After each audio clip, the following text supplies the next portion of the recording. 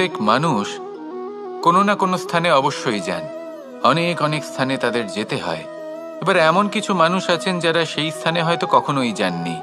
উদাহরণ হিসেবে বলবো, কিছু মানুষ আছেন যারা মন্দিরে যান, চিকিৎসালয়ে যান, কিছু মানুষ কারোর কারোর বিবাহ উৎসবে যান, আবার কিছু মানুষ আছেন যারা নাস্তিক হন এবং কখনোই মন্দিরে যান না। কিছু মানুষ অসুস্থ হন না, তাই চিকিৎসালয়ে যেতে হয় না।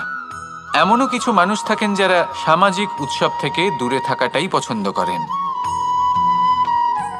যে কোনো মানুষ হোক, যা কিছুই তার চয়ন হোক না কেন, প্রত্যেক মানুষকে একটি স্থানে অবশ্যই যেতে হয়।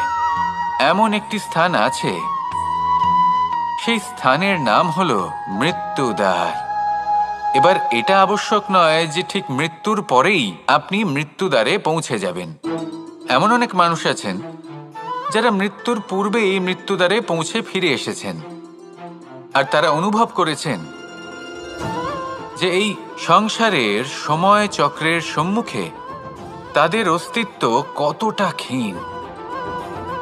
ওনারা এই কথা বুঝে গেছেন। বড় বড় জ্ঞানী মহান ব্যক্তি ছিলেন, তারা এসেছেন, কর্ম করেছেন এবং শেষে তারাও মৃত্যুদ্বারে প্রবেশ করেছেন। অবশেষে তারাও পঞ্চমহাভূতের সাথে মিলিত হয়েছেন। তাহলে আপনার কিসের এত অহংকার? এই জীবনে কেউ অমর নন। জীবনে কতদিন আমরা বাঁচবো এটাও আমরা জানি না। তাই এই জীবন যাপন করুন।